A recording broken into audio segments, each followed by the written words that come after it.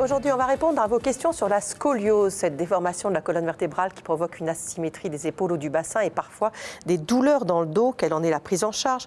Quand faut-il porter un corset? Est-ce qu'on peut faire du sport? Est-ce que l'opération est obligatoire? Toutes ces questions, on va les poser au docteur Emmanuel Ferrero, qui est chirurgien orthopédiste à l'hôpital européen Georges Pompidou à Paris. Et on écoutera le témoignage de Stella Chartier. Mais on va voir de plus près déjà sur un schéma de la colonne vertébrale, qu'on appelle également le rachis, qu'il y a des vertèbres empilées les unes sur les autres. Eh oui. Alors voici une colonne vue de face, qui normalement elle est plutôt droite. Elle est rectiligne, on peut Et le dire. rectiligne, et quand on regarde de profil, on voit qu'il y a des courbures. Il y a des courbures concaves et courbures convexes, et ça c'est physiologique, c'est tout à fait normal. Alors en cas de scoliose, eh bien, la colonne est déviée de manière permanente. Regardez, ici on est également de face, donc on a les poumons qui sont ici. Et voyez la colonne ici qui a une angulation qu'elle ne devrait pas du tout avoir par rapport à ce que vous avez montré tout à l'heure. Il y a d'autres angulations possibles. Vous voyez ici, on a une angulation qui est là. Possiblement une deuxième, là c'est un peu difficile à voir, mais possiblement une deuxième. Donc la déviation, en fait, elle peut avoir lieu dans les trois plans de l'espace, vers le haut ou le bas, vers la droite ou la gauche et vers l'avant ou l'arrière, en fait. Et dans environ les trois quarts des cas, la cause de la scoliose est inconnue. Et on parle alors de scoliose idiopathique. Elle survient surtout, comme on l'a dit, dans l'enfance et l'adolescence, mais peut aussi se déclarer à l'âge adulte. Elle peut également être la conséquence d'une malformation congénitale ou consécutive à une maladie neuromusculaire ou osseuse. Alors Stella, vous nous avez dit juste avant qu'on ne commence que vous avez toujours eu mal au dos, enfant, des douleurs le jour comme la nuit. Oui, vraiment des douleurs assez intenses, plus ou moins, ça durait plus ou moins longtemps, mais vraiment j'avais tout le temps mal. De mémoire, ça a commencé aux alentours de mes 10 ans, enfin à peu près. Ça ne vous a pas empêché donc de faire du sport, vous avez continué? Non, j'ai continué de faire du sport, j'ai également fait de l'escalade à haut niveau, de la gymnastique par la suite. J'ai toujours aimé ça et ça me faisait vraiment du bien, du coup mon corps était musclé, mais au bout d'un moment, voilà, les douleurs étaient vraiment intenses et voilà, c'est à l'âge de 16 ans que j'ai passé ma première radio. Et donc, qu'est-ce que ça a montré cette radio? Une scoliose, mais vraiment avec un degré très faible. De mémoire, le degré était aux alentours de 10, donc je sais que c'est vraiment enfin, voilà, un petit degré. Par contre, elle était placée en bas du dos. Donc voilà, au début, on ne voulait pas m'opérer. Et puis finalement, le chirurgien qui me suivait à ce moment-là m'a laissé le choix en fait, de l'opération, justement, parce qu'il avait eu il y avait un dossier qui était passé au staff. Un dossier d'une dame où justement à mon âge aussi, elle avait une scoliose, petite scoliose qui était placée en bas du dos et elle n'a pas été opérée et c'est vrai qu'à l'âge de ses 30 ans, donc environ 10 ans plus tard, elle a été complètement déformée. Elle était complètement déformée et donc vu que j'arrivais à ce moment-là avec mon cas, ils ont dit que c'était quand même peut-être préférable de passer, de faire l'opération. Ça vous faisait pas peur l'opération ? Si, bien sûr que si.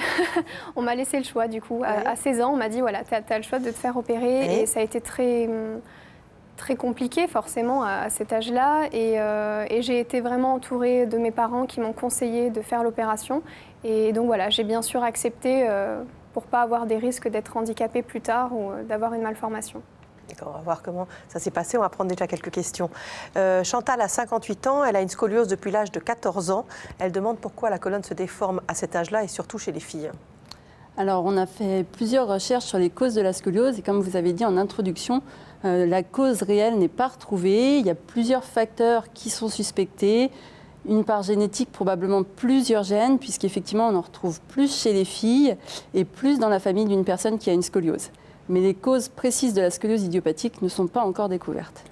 Alors Anita demande quelles peuvent être les causes d'une scoliose qui débute à la soixantaine, donc un peu plus tard finalement. Alors oui, c'est deux scolioses différentes. Donc la scoliose idiopathique de l'adolescent, c'est une maladie de la croissance qui va s'aggraver avec la colonne vertébrale qui grandit, alors qu'à 60 ans, c'est plutôt une maladie liée à tous les phénomènes dégénératifs qu'on peut avoir, donc l'arthrose, le vieillissement discal, le vieillissement ligamentaire et musculaire. Donc ce n'est pas le même type de scoliose. Ce sera plus une scoliose, pas d'effondrement, mais en tout cas pas du tout une scoliose de croissance à l'âge de 60 ans. Claire a 2 enfants de 10 et 8 ans qui ont des scolioses, de respectivement 9 et 12 degrés. Le généraliste conseille la kiné. Est-ce que c'est vraiment utile ? Alors, la kiné ne va pas permettre de corriger la scoliose ni de revenir en arrière sur l'angulation. Ça peut aider à gérer les douleurs, à gérer son corps, à gérer la posture, mais en aucun cas ça ne permet de corriger la déformation. Et ça peut enrayer l'évolution ou pas? Ça ne peut pas non plus arrêter l'évolution. Donc, ils peuvent faire de la kiné, ce n'est pas contre-indiqué, mais en tout cas, ce qu'il est indispensable de faire, c'est de surveiller régulièrement la radiographie de ces 2 enfants.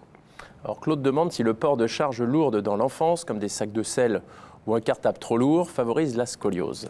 Ah, le cartable. Le fameux Le cartable. fameux cartable.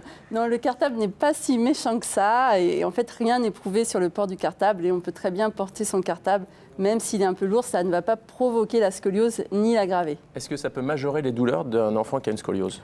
Ça peut éventuellement faire mal s'il y a peut-être un peu de manque de muscle ou quoi, mais rien de conséquent et rien de durable. Valère demande quelles sont les indications du port de corset dans les scolioses. On va y répondre dans un instant. On ne vous a pas du tout proposé le corset? Et non, parce que quand on l'a découvert à 16 ans, c'était en fait trop tard. J'avais fini ma croissance, donc je n'ai pas porté le corset. D'accord. On regarde un reportage? Un reportage. Pour tenter d'éviter l'opération et redresser la colonne vertébrale, le chirurgien orthopédiste ou un docteur en médecine physique peut prescrire le port d'un corset. Pour être certain de son efficacité, le dispositif doit être fait sur mesure. Anaïs Plateau, Timothée Derex et Nathalie Vincenti ont accompagné Clémentine. Bonjour, monsieur. Tu vas bien? Oui. Clémentine a 10 ans et elle connaît bien ce cabinet d'orthoprothésiste. Elle y est suivie depuis plusieurs années pour une scoliose. Après une pause de 6 mois, elle doit à nouveau porter un corset. Elle a vraiment une double courbure, un bassin qui tourne dans le même sens que la courbure lombaire, et on a une autre courbure en haut. Quand on mesure ces angles-là, ce sont des angles qui sont dans une structure 2D, une radio c'est une 2D, mais qui ne va pas nous apporter le caractère tridimensionnel qu'a la scoliose. Ce petit capteur, placé dans le dos de la jeune fille au niveau de sa taille, va permettre de scanner sa morphologie en 3D. Peu à peu, son corps apparaît sur l'écran. La capture est finie. Mais la modélisation 3D du moule n'est pas encore prête.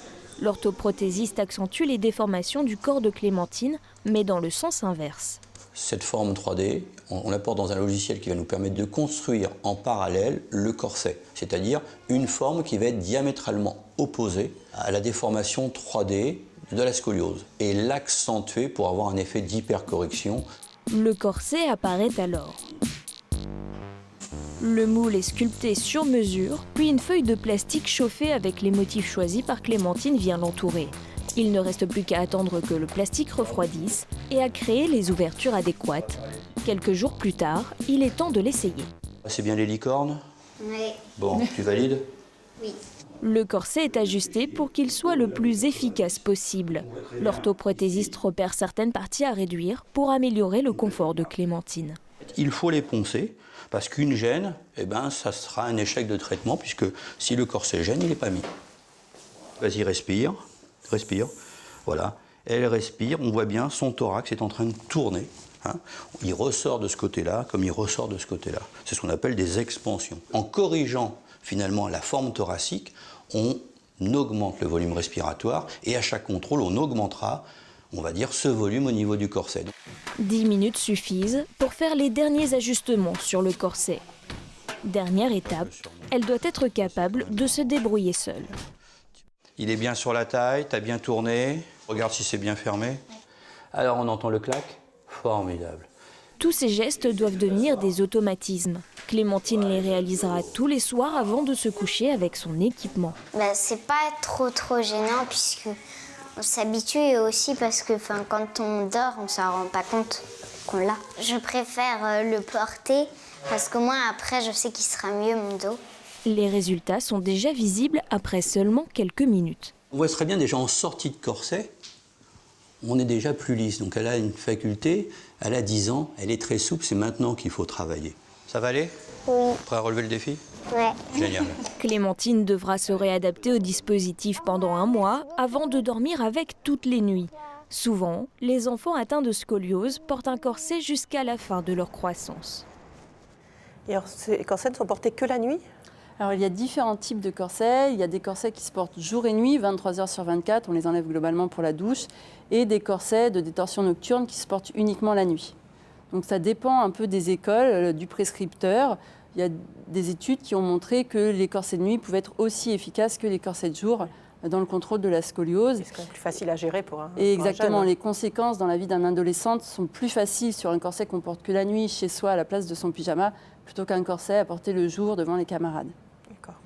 Céline demande si une scoliose légère peut évoluer à l'âge adulte. Oui, tout à fait. Les scolioses peuvent évoluer à l'âge adulte et on a l'habitude de dire que la scoliose est la maladie de toute une vie. Donc il est nécessaire de se faire suivre régulièrement, donc d'une manière rapprochée pendant l'adolescence, qui est la période où le dos grandit vite, et après de manière plus espacée à l'âge adulte. Tous les 5 ans, on recommande, ou après une grossesse pour les femmes. Et après, de nouveau, à la ménopause, c'est une période d'accélération pour laquelle il faut se faire suivre régulièrement. Florence a 39 ans, une scoliose assez importante. Elle n'en souffre pas la journée, mais énormément la nuit. Pourquoi ? Ça peut être lié aux contraintes qu'elle a dans la journée, aux contraintes musculaires, en fonction de son activité. C'est très différent selon les personnes. En tout cas, il est nécessaire qu'elle se fasse suivre et qu'elle contrôle l'évolution à la radio pour vérifier qu'il n'y a pas d'aggravation de sa courbure. Alors Olivier demande si la pratique de la natation peut réduire la scoliose. Non, malheureusement, ça la va pas pratique réduire. de la natation comme de la rééducation ne permet pas de réduire la scoliose. Ça peut faire du bien, ce n'est pas contre-indiqué. Il est même conseillé de faire du sport, mais ça ne peut en aucun cas réduire la scoliose. Et ça ne l'empêche pas d'évoluer non plus. Ça ne l'empêche pas non plus d'évoluer, non. Alors, Stella, vous avez été opérée donc, il y a bientôt 10 ans. Oui. Ça s'est bien passé, l'opération ? L'opération s'est très bien passée. Bon, de toute façon, on est endormi pendant très longtemps, donc on ne s'en rend pas compte. Mais le L'opération réveil, dure longtemps, hein. oui, très longtemps. De mémoire, mes parents avaient attendu 13 heures, donc ça fait long, je pense, pour ceux qui attendent. Mais moi, de mon côté, ça s'est très bien passé. Le réveil aussi, Oui. très bien. Et combien de temps de rééducation après pour être vraiment bien ? Plusieurs mois. Je suis restée environ une semaine à l'hôpital et puis ensuite j'ai eu la chance de retourner chez mes parents du coup pour la rééducation. Donc j'ai été alitée et puis tous les jours je marchais un petit peu plus. J'arrivais à rester assise un peu plus longtemps chaque jour. Mais de mémoire, juillet, août, j'étais restée vraiment alitée et puis j'ai rattaqué l'école à mi-temps. En septembre, donc environ 2 mois on va dire. On va voir qu'il y a eu des complications après. Oui. Anne demande à quel niveau une scoliose peut-elle être opérable ? Il y a plusieurs critères qui rentrent en compte pour décider d'une intervention. Si on reste sur la scoliose idiopathique de l'adolescent, il y a sa localisation qui va rentrer en jeu. Est-ce qu'elle est en haut du dos ? Est-ce qu'elle est en bas du dos ? Il y a l'âge de l'enfant. Est-ce qu'il lui reste de croissance osseuse ? Plus la croissance va durer, plus la scoliose risque d'évoluer. Donc ça peut être une des indications à opérer. Il y a bien sûr la sévérité de la courbure et le déséquilibre, c'est-à-dire si l'enfant a la tête qui est très décalée par rapport à son bassin. Et quand vous disiez plutôt en haut ou plutôt en bas de la colonne, c'est quoi le critère ? En fait, les scolioses du bas du dos, comme vous avez eu a priori, sont des scolioses pour lesquelles on va opérer à un angle plus faible pour les scolioses du haut du dos, car ce sont celles qui peuvent évoluer plus en vieillissant. D'accord. On regarde Un l'opération ? sujet, tout à fait. Depuis quelques mois, le service de chirurgie de l'enfant du CHU d'Amiens-Picardie utilise une assistance robotique pour opérer des scolioses d'enfants très fragiles. Aujourd'hui, c'est le seul service en France à utiliser cette technologie et les résultats semblent prometteurs pour ces jeunes patients souvent en impasse thérapeutique. Un reportage de Delphine Renaud, Marc Lavastrou et Lionel Simon. Attention, image de chirurgie. C'est avec ce robot que les chirurgiens vont opérer la scoliose très sévère de Célia, 11 ans. Vous voyez ici la colonne vertébrale qui forme un S et le bassin qui est oblique. Donc elle n'est assise plus que sur un côté du bassin. On est arrivé dans une impasse thérapeutique où on ne peut plus la corseter, elle se déforme et c'est une sorte de cercle vicieux qui démarre de déformation. Elle va moins bien respirer, elle est déjà nourrie par sonde. Donc le but de l'opération aujourd'hui est de pouvoir lui installer un tuteur interne, donc des tiges, dans le but de la positionner en station assise dans un fauteuil roulant, bien équilibré, pour essayer de lui redonner un peu de ventilation. Incision. Contrairement à une chirurgie classique de la scoliose, ici, les chirurgiens font 2 petites incisions en bas et en haut du dos. Puis, pour que le robot se repère dans l'espace, les médecins installent des outils de repérage. Donc là, on est en train de régler la caméra pour qu'elle puisse repérer le corps du robot, le patient, le bras articulé du robot. Donc il va faire plusieurs mouvements pour se repérer en 3 dimensions dans plusieurs plans de l'espace par rapport à la caméra. À l'aide d'un scanner en 3 dimensions, le robot enregistre la morphologie de Célia pour s'y adapter parfaitement. C'est ce qui permet au chirurgien de définir l'emplacement des implants vers son sacrum. Là, on est en train de voir un os très fin. Chirurgicalement, comme ça, aujourd'hui, je suis difficilement capable, avec mes simples yeux et mon habitude chirurgicale, de positionner cet implant parfaitement à l'endroit où on est en train de vous le montrer. Alors que lui va y aller tout de suite et va nous guider. Le robot définit les trajectoires qui vont guider les 2 broches dans les os iliaques. La précision est indispensable. Les os ne mesurent que 10 mm de large. Et je mets le navigateur dessus et vous voyez en violet qui apparaît sur l'écran où se trouve exactement la broche. Et c'est parfaitement là, on lui a demandé d'aller. Après avoir vérifié l'emplacement de l'os iliaque gauche, les chirurgiens vérifient la trajectoire du côté droit. Le robot a fini son rôle de guide, les vis vont pouvoir être implantées. Donc là, la vis va entrer dans l'os en suivant la broche guide et va terminer sa trajectoire dans le sacrum. Une fois les 2 vis implantées, le chirurgien découpe et forme la tige qui va en partie redresser la colonne vertébrale. Là, on va introduire la tige dans le patient par l'incision basse vers l'incision haute. Donc on fait un trajet tout doucement, délicatement dans les muscles. C'est un moment assez délicat, il ne faut pas perforer le thorax, il faut y aller doucement. C'est pas toujours facile parce que là, il n'y a pas beaucoup d'épaisseur. Le chirurgien raccorde la tige aux implants placés en haut de la colonne vertébrale, puis il l'adapte afin qu'elle soit au plus proche de la morphologie de la patiente. L'avantage du robot dans cette intervention, c'est nous a permis de mettre une vis à la partie basse très solide qui supporte également toutes les contraintes que je suis en train d'imposer à la tige pour pouvoir bien l'installer. L'intervention est terminée. C'est la 5e jeune patiente à avoir bénéficié de cette technique. Avec cette aide robotique, les suites post-opératoires sont moins douloureuses et Célia devrait pouvoir tenir assise d'ici quelques jours. Alors Stella, vous avez gardé pendant 5 ans tout ce matériel dans votre dos, Oui. avec un petit souci. Oui, c'est vrai. J'ai eu des soucis après les 5 ans, ce qui arrive à très peu de personnes. J'ai vraiment pas eu de chance. Et le matériel en fait s'est infecté. Donc voilà, on m'a fait une ablation du matériel 5 ans plus tard. Excusez-moi, le matériel s'est infecté 5 ans après?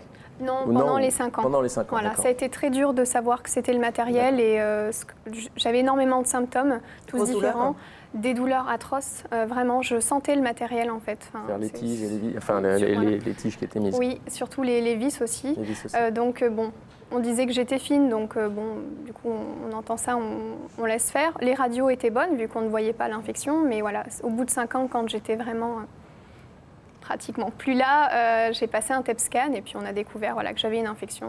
Donc le TEP scan, c'est un examen qui permet de voir s'il y a une infection au niveau du matériel. Exactement, oui.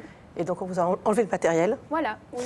Et depuis, des douleurs, vous êtes toute droite, tout va bien? Je suis droite, j'ai retrouvé de la souplesse, donc ça c'est bien, et j'ai beaucoup moins de douleurs. Voilà, je fais aussi du yoga aussi aujourd'hui, donc ça m'aide. C'est vrai, le sport aide, mais j'ai rien à voir avec avant. Alors, est-ce qu'à l'ablation du matériel, il y a une rééducation à avoir pour justement retrouver de la souplesse ou il n'y a pas... Alors, à l'ablation du matériel, il faut attendre que ça cicatrise, puisqu'il y a de nouveau la même cicatrice que lors de la première intervention. Donc, avant de faire quoi que ce soit, il faut qu'on soit être bien cicatrisé. Après, la rééducation n'est pas indispensable. Elle peut être réalisée s'il y a des raideurs, s'il y a un travail de la posture ou des bonnes habitudes à récupérer, mais ce n'est pas indispensable. Marie a une double scoliose et beaucoup de douleurs. Elle demande si à 75 ans, on peut encore faire quelque chose. Oui, il est possible de faire quelque chose, donc soit un traitement médical, soit un traitement chirurgical. Ce qui va conditionner la possibilité de faire le traitement chirurgical, ce n'est pas forcément l'âge en tel de la patiente, mais plutôt ses maladies associées, ses comorbidités et donc l'âge physiologique. Il est sûr que plus la chirurgie est faite à un âge tardif, plus elle est difficile à supporter par le patient. Maroussia demande si la scoliose est héréditaire. Alors, héréditaire en tant que tel, on ne peut pas le dire puisqu'on n'a pas défini, mais ce qu'il y a de sûr, c'est qu'il y a un facteur génétique, comme on l'a dit au début, et qu'il y a plus de scoliose dans la famille d'une scoliose, donc il faut faire surveiller ses enfants quand on en a une dans la famille. Vous êtes surveillée régulièrement maintenant? Oui, à la suite donc, de l'ablation du matériel, j'ai été suivie tous les mois. Donc je faisais des radios pour voir justement comment allait ma colonne. Et maintenant, non, à part quand j'ai de grosses douleurs, je fais une radio, mais ça fait très longtemps que j'en ai pas fait. Voilà. Et il y a des sports qu'on vous contre-indique? Le cheval, tous les sports en fait à risque, on va dire, où le dos peut se tasser. Bon, j'en fais pas donc ça va. mais non, sinon pas trop de contre-indications. Enfin aujourd'hui, maintenant beaucoup moins qu'avant. Élise a eu une scoliose importante à l'adolescence. Elle a maintenant une double hernie discale au cervical. Est-ce que ça peut être lié? Non, pas forcément. Il peut y avoir des pathologies dégénératives qui se mettent sous les courbures. Là, la hernie discale cervicale, c'est au-dessus de la zone de courbure. Donc c'est probablement lié à un processus dégénératif de son dos, à des contraintes, comme ça peut arriver chez les personnes qui n'ont pas de scoliose. Alors Michel a une scoliose depuis son adolescence et lors des rapports sexuels, il a des décharges électriques dans le dos. Est-ce que c'est lié à sa scoliose? Alors pour savoir cela, donc il y a des nerfs qui peuvent donner ces douleurs.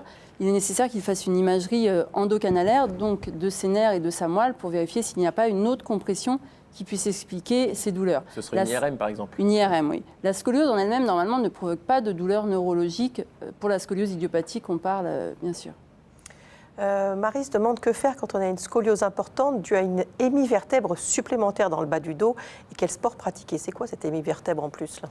Alors, il y a différents types de scoliose. Donc, vous l'avez dit en introduction, il y a la scoliose idiopathique, mais il peut y avoir d'autres types de scoliose, dont les scolioses congénitales, qui sont liées à des malformations des vertèbres, soit des vertèbres qui restent fusionnées entre elles, soit des vertèbres qui ne se développent pas complètement, dans le cas, donc, par exemple, des hémivertèbres.